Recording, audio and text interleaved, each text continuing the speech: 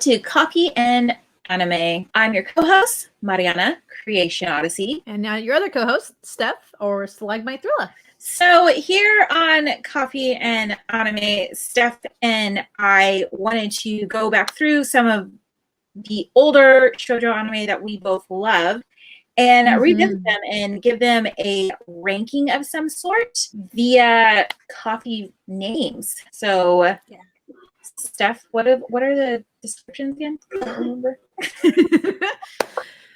So by the end of this, we're kind of go through some variations when you watch an anime, what you enjoy about it too. So like main characters, good intros, good watchability, does the dub suck, that kind of stuff. And so based on all those wonderful things, we have 5 types of different coffee and or tea beverages depending on your preference. So this is just completely for fun and for us to give them this awesome ranking. We kind of went through, we have a cafe Americano, which is kind of like easygoing but a little bit watered down towards the end. So it's like starts off strong and then kind of does not end strong. I think number 2 was like an espresso, which is kind of like blows your mind, like super intense, super cool. A latte, which is my favorite coffee of choice, which is kind of lighthearted, gives you warm and fuzzies. You kind of just enjoy it for it's nostalgic, it's amazing. And then one of our favorite categories, which is the dirty chai, which is the yummy factor. Basically, there is some great parts of things in the anime. Spice. Yeah, a little spice, little hotness. And then last but not least is just like a classic cup of tea. It's like it has everything that you ever want. It checks all your boxes and it's just enjoyable to watch. So each of us, both Mariana and I, are going to give it, we might have the same cup of coffee for the day or we might not. So we're just going to talk about this great classic, and you get to see an anime per month, and then we'll put on there which ones we're going to watch, and you guys want to watch along, great. If you want to put some comments in there, great. And then let us know what you think. Yeah. So first up is Ceres, Celestial Legend. Mm-hmm. Wow. We both didn't remember this one very well, did we? No, and I was thinking about it. I'm like, when did I first watch this? Because I'm going to date myself on this, that it's been probably 2 decades almost when this thing came out, almost thinking about it. And I'm like, was I like 12, 13, 14, something around there? Yeah. So I feel like I watched this I know I watched it in college. And I want to say it was right when I moved out of the dorm. So 03, maybe somewhere around there. I don't, somewhere in that timeline. But I remember it was probably like my first. It had to be like after I moved out of the dorms. But we had cable, and there was an anime channel that you could watch like stuff on, and this was one of them. But it was never structured. So I have to say, I don't think I ever fully watched this one. I just watched certain episodes, bits and pieces. So there were definitely some episodes I was like, oh, okay. That happened. Yeah. I remember watching this and I'm like, I probably should have waited till college to watch this, because it definitely has some more adult themes in it. And I think a lot of the classics they go through some more real stuff a lot of the times. And so that kind of takes us to our first real point is is the storyline rewatchable? Is it something that I would enjoy 10 years from now, or even 5 years, even next month if I wanted to rewatch it? And for me, I think it is. This is my 3rd time rewatching it. Not rewatching it, but at least 2nd time rewatching it, 3rd time overall. But I like the mangaka, the Yu Watase, I believe is how you say it. But she wrote Fushigi Yugi, and it's one of my favorite. Her stuff is always quality, in my opinion. But yeah, I will watch this again, definitely. I like it because, so here's my thing with current shoujo anime is it all has this it's heavy in the theme of immaturity almost. And I get it because times have changed and being 15 in the late 90s, early 2000s is not the same as being 15 now. Definitely. 15-year-olds now, I feel like, not all of them, but there's quite a air of innocence that's still around that, where like, like I see some complaints online and I'm just like, aren't you 15? Like, is that a shock to you? But I guess, I mean, it is, times are different, whatever. But yeah, so I liked the more mature factor of it. I even told you I am going to start to collect the manga. I feel like there's chunks that must be missing throughout it, because there's just like, there's a lot of content. You definitely see there's like a time skip in things, which is kind of like, I don't know. I'm one of those people, I need to know I need all of it. Yeah. It definitely leaves you wanting a lot more of the story. So. Yes. Yes. Like, it's like, I'm definitely one of those people, like when I watch an anime, if I have not already read the manga, I want a full story. I want all the in-betweens. I want to know what parts they skipped and things. I want to know why they would have left something out. Yeah. And yeah. I do want to point out, like with these older animes, like the mangas are, I think Ceres has like 14 volumes or something like that. Yeah. It has quite a few volumes, but they literally put the entire 14 volumes into 24 episodes. 24 episodes. Yeah. It's like craziness. They would never do that nowadays. No. They give you all the bits and pieces. This would have been at least, I feel like Ceres would have been at least 2 to 3 seasons if they were to redo it. Yeah, I would definitely, I want to read more, and I want full story. Yeah.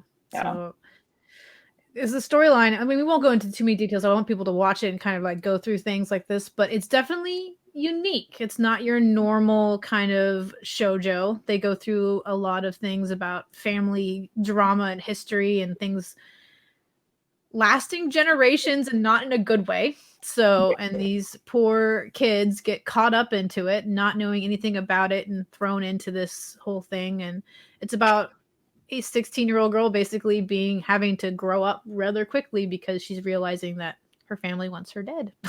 Yeah. And and it's like, the other thing is like, it's again, 16, late 90s, early 2000s, like I'm sure more then than now, there were a lot of people, who, because in Japan you have like an option. You can either go into the workforce or you can go to high school. Like, it's not like here, you're in high school because you have to be. I mean, very few people get to like have their GED and go work, kind of thing. So there, you have like the choice of what you're doing. And I feel like watching a lot of these older animes, a lot of people chose to just be adults. Like, it was like, high school, gonna go be an adult. Yeah.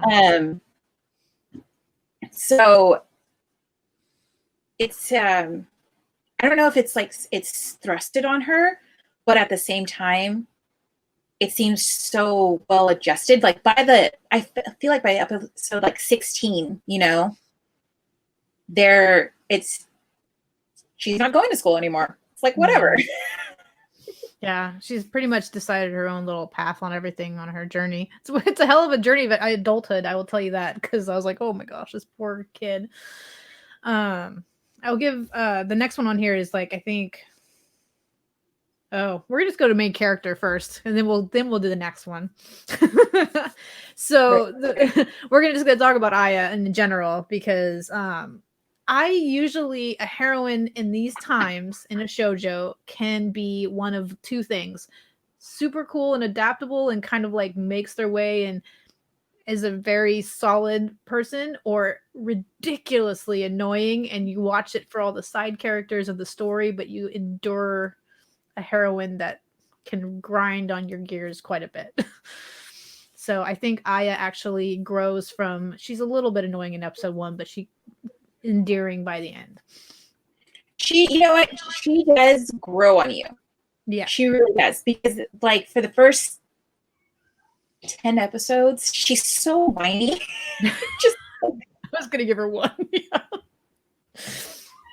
the first, like, you have to endure like the first half of the season for her to like mature. But then it's like when you kind of think of it in perspective, she lives in almost like a candy coated like world where like she had no idea there was this dark, you know, side to her family, you know. And I mean, she is adjusting to having like her brother, like, you know, torn away from her. I mean, so she's going through a lot. So I give her the benefit of the doubt, and that's why, you know, you stick through like older animes like this, because usually, like, even though the girl's annoying, there's a redeeming quality eventually. Eventually, yeah. Some of them I've only known like a couple of them where I'm like, I can't watch this anymore. Can't do it. Can't do it. Right? You're just like, I'm gonna move on. Yeah, I'm gonna move on from this because, and like an example of even a better one, and we won't really touch on this for our show at least, but like Toru from Fruits Basket is my all-time favorite heroine, hands down, and from a shoujo, and I think Aya definitely is more vocal than Toru, but I think they both come from the same kind of good place too. So. Yeah. They're just wanting to not only help people, but create like a world of like maintain their peace almost. And they want everybody else to maintain their peace. All Aya wants is for her brother back. All she wants is for her world to go back to the way it was. She wants her dad there. She wants her mom there. She doesn't understand why any of this is happening. So, which is another reason why I definitely want to read the manga, because I feel like in the manga, the progression of her from being immature to mature is probably played out better. On top of the fact that we both watched the dub, right? So like, who knows what they did with the dub? Who knows?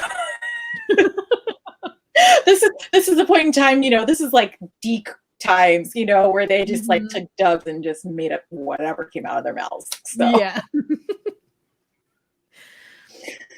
They have like the Britney Spears references and stuff in here where they're like, oh, she's like Britney Spears looking, and I'm like, wow, this is dated. It's like no one is going to compare that now.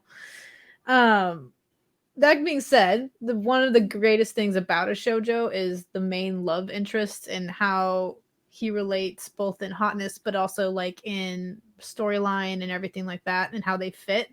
Because sometimes you'll just have somebody hanging around but they won't actually be part of the story. They're just there for love interest. But going back to Toya for his stuff, regardless of the crop tops, which is this is going to be that disclosure for that, is like there's a lot of crop tops in this anime. And he's shirtless a lot. Where? Yeah. Like I went back through and I was like 90s style. And I mean, maybe it was a style in Japan. It definitely wasn't a style here. Unless you were Boy George. And I know that like it's a big thing now, like it's kind of, but they're a little bit more trendy. Like his were like not, they were odd. They were odd choices for a lead. I'm like, there's one where it's like a turtleneck and it's like a half top, and I'm like, in my mind, I'm pretty sure. Oh gosh, it reminded me of TLC. I'm like, why is he wearing a TLC top? Like, that's what. That's like. I was like, okay, we're gonna roll with it because he's supposed to be super trendy and super cool, and like they gave him like the earrings and like all the other stuff, and I'm like, okay, he looks really cool. But I was like, oh, please, just. Then he went with no shirt. I think for one, like a couple episodes, it was just like his shirt was just open and there was nothing underneath. And I'm like, all right, lost crop top. It was all like the hotness factor. Like they were going for it. Yeah, they went full blown with, and then usually I think Utase does that because like Fushigi Yugi, there's definitely some attractive characters in that one. Yeah, and but it's nice to see that Aya got to grow. Like her love interest was definitely worth it. Let's put it that way, because there was there was substance behind the crop tops. I can honestly say I was actually rooting, like not remembering it. I was I knew Toya was going to happen, but I personally was rooting for Aki. I really, not Aki, that's her brother. Yuhi. Huh? Yuhi. Yeah. Oh, yeah. Whoops. No, I was Yeah. not rooting for Aki in any way, shape, or form. That's wrong. That's not right at all. But Yuhei, I was really rooting for him because he starts off as like her like protector or whatever, you know, like one thing, and grows to genuinely like care for her. Again, like if you're watching this anime for the first time, it seems rushed, but I'm sure within the manga it's not as rushed as it seems. Yeah. But I was rooting for him more for the fact that it was like so genuine and not knowing who Toya was. You know, with that in mind, like not knowing that, I was like, well, why doesn't she just pick this dude? Like, yeah, I can just be that one side character hero. Like, why does she have to fall in love with this guy? That was my thing in the beginning. I was just like, and Yuhi's like doing, I hate to say it, but it's like Toya's like out to get her. Like he was supposed to be like the anti, like, you know, moody, broody kind of person. And Yuhi's like always right there. He's like being supportive. He knows how to cook really well. I was like, come on, Aya. Let's do this. Yeah, like keep your priorities straight. Yeah. Like, there's just this like brooding guy. I mean, not knowing how they're already connected. But still. Which later on makes more sense, but I was just like, oh, okay. That's all right. Which would kind of get us like to the next point of like, were the side characters like endearing enough to be remembered? And I think so. I can't remember his sister's name though. I remember that, but I thought she was like Yuhi's sister's name. It was like, she was crazy cool. Isn't it? Saki? Yeah. And then the little old lady that lived with them too. I think that was a little old lady. She's her. She was great. So I wish I could remember all their names like all the time, but like a lot of these animes, like you watch them and remembering the main characters, like the first few, like that usually shows a good rewatchable anime in my opinion. But I liked all the side characters; they were cute.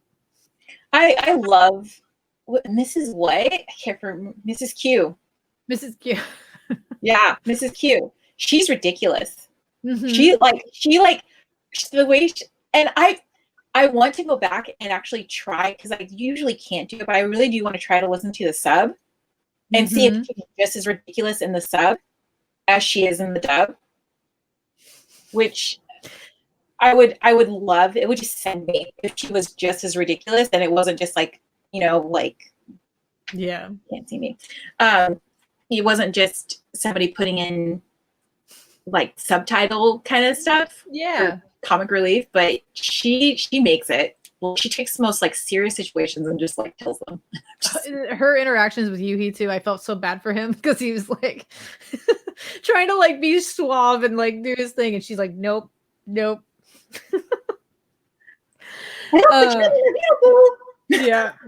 And that kind of gets us to, who would you put as like the real villain? Because Aki wasn't really the real villain. He was just possessed by the real villain. So it was kind of a little bit like I forget his name, and I don't forget his name because I feel like they never really say his name, the cousin.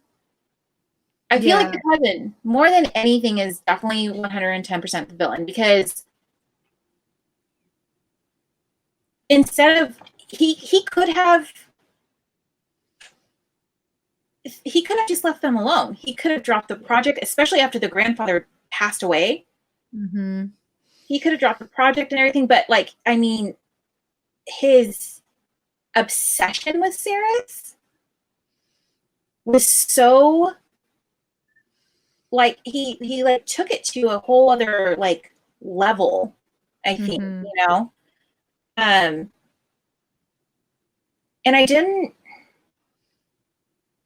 know. He wasn't evil for the sake of being evil. I think I've said this. I don't like those kind of characters where they're just evil. They're just there. I'm like, we need depth. So I mean, he had motivation or reason, but I also don't think it was enough. You know? Yeah, and I think that another part why you would read the manga is because I Uh-oh, bet he has a lot more. Um, you froze. I don't know if did you want I? to what you say. Yeah. Okay, I'm trying. How about now? Okay. I think that reading the manga would actually give some more character to everybody in the show too, and so I think they rushed it because they had only 24 episodes to get him to his evil peak. But like I feel bad for the brother. I think he got the worst of this entire series because he's just stuck, and he was born with the evil part, and now he's screwed. So I was like, mm.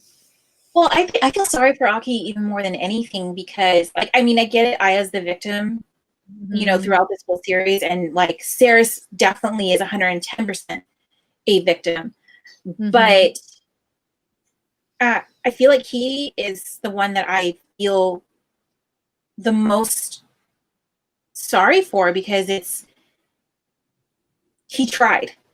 He really Mhm. tried. He didn't want to give in to this. It was his cousin that did this to him in a very selfish manner, and to Yeah. have this evil inside you and to be basically watching him torment your not just your sister, but your twin. Yeah. Like, I think that's the most tragic part of this whole series. And I mean, it's supposed to be the fact that they're twins, because like siblings are close, but like I feel like twins are always on a Yeah. whole different level of like close as far as like family goes. Mhm. Because you shared a womb. Like from your first breath, they've always been there. Yeah. It's definitely like to say I think the villains definitely did a good job in this too, and like everything going on. So I don't know if it's like this like the best villain combo that we could come up with for this, but I'm trying to think if they're watchable. They are watchable. They are. They are. The villains are watchable because they're not, well, it is super dark. Mm-hmm. Um, and they do go to some extremes. I feel like the extremes are not overly grotesque. They're wrong, Yeah. 110%, but like they're not evil for the sake of being evil. No, no, and I think there's a lot of depth to each character, no matter if they're on the bad guy side or the good guy side. So it made for a Yeah, good story. they all have. I mean, she's pretty good at. You what you say is pretty good at like doing backstories, Mm-hmm. or giving people like some sort of depth. At least in Fushiyugi. Mm-hmm. So I feel like, again, manga, there's probably more depth to everybody, like you said. Mm-hmm. And then that being said, do you think the dub is like the dub's pretty watchable actually? I don't have any like thinking that the voices didn't match or anything like that. I mean, the characters were pretty watchable and I haven't seen the sub because it came, when I watched it originally it was dubbed, so I'll have to make that transition, but I don't think I could because their voices match them so well in my mind, at least for how I remember the show. I feel like it's probably like, how do I say this without saying it rudely? There are very few shows that I can go from the dub to the sub and from Mhm. sub to dub. Uh, you know, Fairy Tale is one of those ones where I started Yeah. watching it in dub, and then the dub ran behind, and so I Mhm. just kept watching it sub, and it was fine. The characters were, the voice actors were well placed and everything like that. So I feel like a lot of the Mhm. older animes are just kind of more cautiously casted, if that's a good way to say it. I'm wondering if there was more voice actors back in this time than there is nowadays, because it almost seems like it's like the same like 20 people doing a bunch of anime now than it is. Yes, yes. Like, and I mean, which I feel is really weird because Western cartoons have kind of blown up. Yeah. So there's voice actors out there. So I don't know if there's people that they're just like if there's a certain training or something you have to go through to be able to do a dub as a voice actor, or if, you know, people are just not interested. I don't know. Maybe I it's don't hard know. to get Yeah. But I feel like there was definitely like, I mean, who is it? There is one voice actor from this time period, and he plays Go in Shadow Skill. Mm-hmm. His voice is probably the only distinct voice that I know from this time period. Like, I hear his voice, I'm like, oh, okay, I know this guy. I can't think of his name right now. Mine's blinking. But other than that, like, I mean, you really can't point out anybody's voices, Mm-hmm. you know, pre 2008, 2010. Yeah.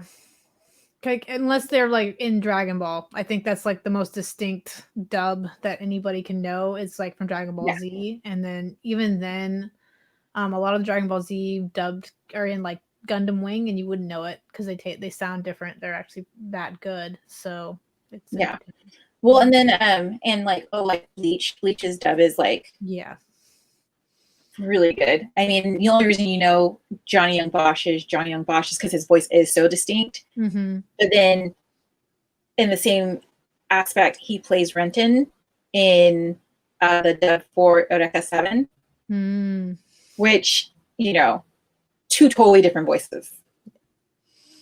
So, yeah, I liked the dub. I felt like it was, I mean, I'm pretty sure I could probably watch the sub and watch it, you know, without it being like, wait, this sounds weird.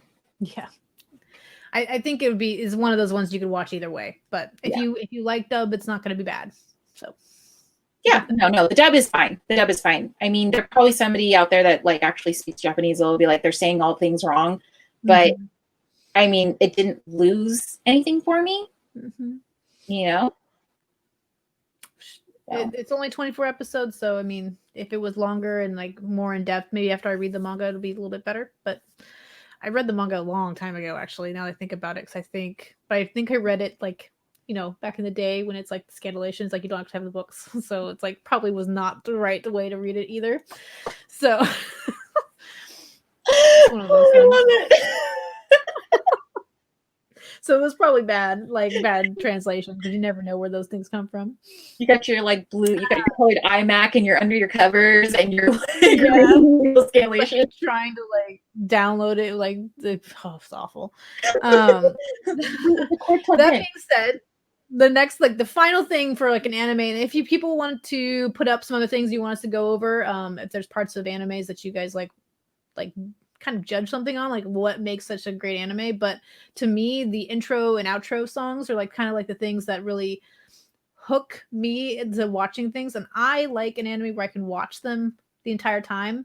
And this anime did something unique, which was the first episode, they have her singing karaoke to the intro song. Did you catch that? Like when she started it off and then they started the intro song like right at that moment is like the kind of I didn't know that.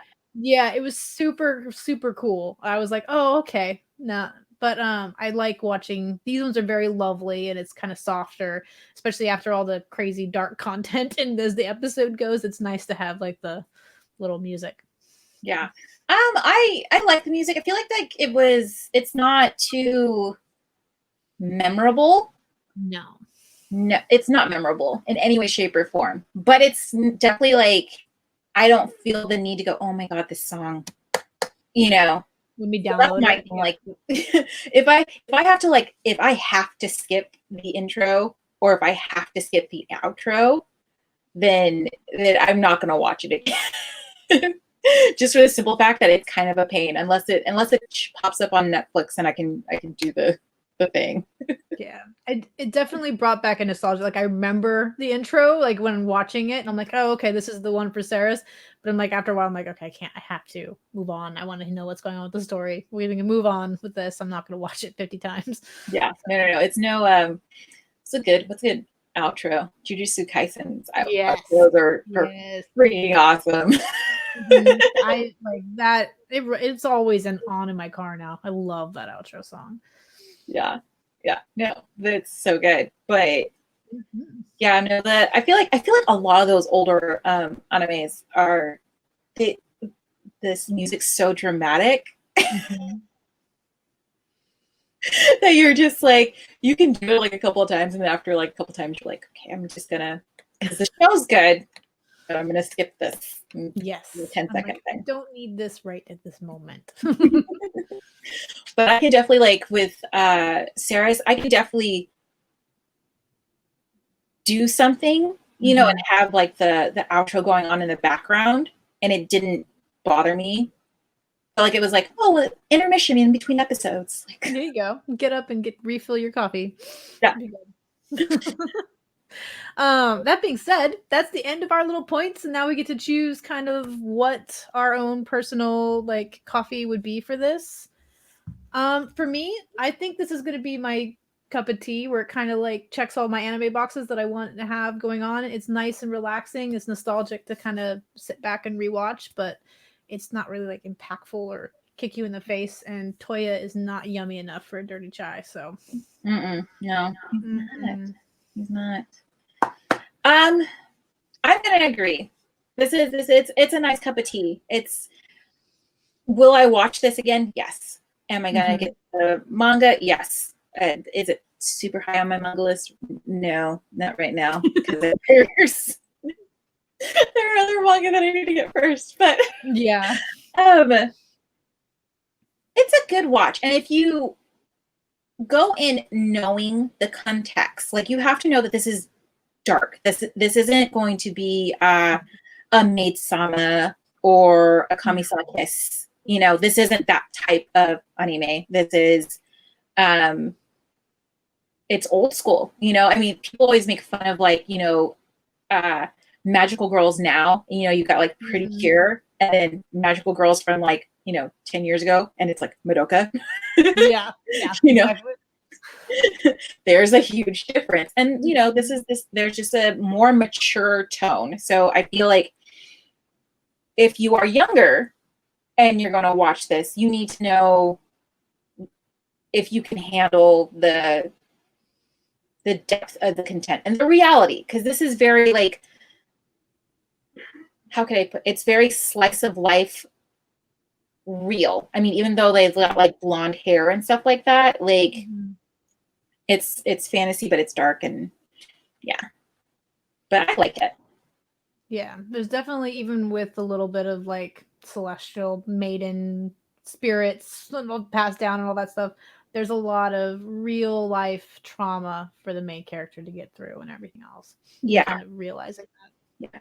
Which I find refreshing. I find refreshing. I find it a little more, I wouldn't say relatable, but like believable. Like you can go, okay, I can sit and watch this, and this isn't like all, fluff, Yes. Because I mean, for a hot minute there, you don't know how things are gonna go.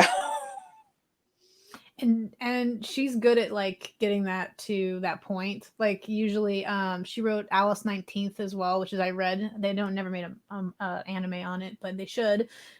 She has a good job of like characters are like, are they gonna make it? Like, what's gonna happen right now? Like, is it like one of those sacrificial things? Like, are they just gonna go away and then they're like, oh, they have to live without them? Because that's like, it's a reality. Like, not everybody lives happily ever after. So. Yeah. I mean, even though it does have a Pretty happy ending. Yeah. Happy-ish ending. I mean, it's not like they got married and there were roses and petals. And so, yeah, I find that refreshing. It's got a real story, so it's good. Yeah. So if you're looking for a real story, if you're looking for, less fluff, definitely to go. Because this is, I mean, even this is way darker than Fushigi. Yes. I feel. Yes. It is. I think it's also the real life element because that one takes place in the fantasy world, so it's a little bit different. Yeah. But I don't know. I like both. Fushigi is like It's like everything to me. So it's like one of those like the top like shoujos ever. One of these days we'll go through like our top real shoujos. Maybe wait for the end of this whole thing, but Yeah, um, definitely. if this is the thing, is like this is the episode too. Like this is our review of this lovely anime. I want everybody to watch it after this now, whoever's listening. So and watching. And then we'll have next month for our Valentine's month anime. Which one are we doing? Lovely Complex. Lovely Complex. Mm-hmm. Words. Yes. I'm excited for that one. It's awesome. And for anybody who is super excited and watches it and wants to get into the manga, I have sad news that the manga is out of print. Oh. We should send love letters and kindness and pleading and begging for Shojo P to put it in production. Because it's one of those classics that I'm like, I was surprised it was out of print, to be honest. Oh. But well, they just started restreaming it on Crunchyroll, right? Didn't it just get added recently? Yeah, last summer, I feel like. Mm-hmm. So that's where they can watch it too. Get ready for our lovely recap and see what's going on there. I adore both of those characters in the next one, so it's gonna be a lot of fun. Yeah, and that one's a lot more lighthearted than this one. Came in a little strong. Yeah, it's January, beginning 2021. What are you gonna do? All right. Well, I'm just going to say thanks for joining us, guys, and have a great rest of your month. We'll look forward to February and Lovely Complex. And leave us any comments, or if you want to, you can DM me at Stalagmite on Instagram and like say, hey, this is some great show, but I would like to hear about this, and we'll listen. Yeah, definitely. If you guys, we were pretty vague as far as the story itself. We're hoping to have screenshots for the next one. Yeah. But we didn't want to get too much into depth just because we didn't announce watching this beforehand. So we don't want to spoil it for anybody. No. The next one will spoil greatly. Yeah, you guys will have like a whole month to watch it. So there'll be no excuse. No excuse. No excuse. Awesome. So we will see you guys next month. Yep.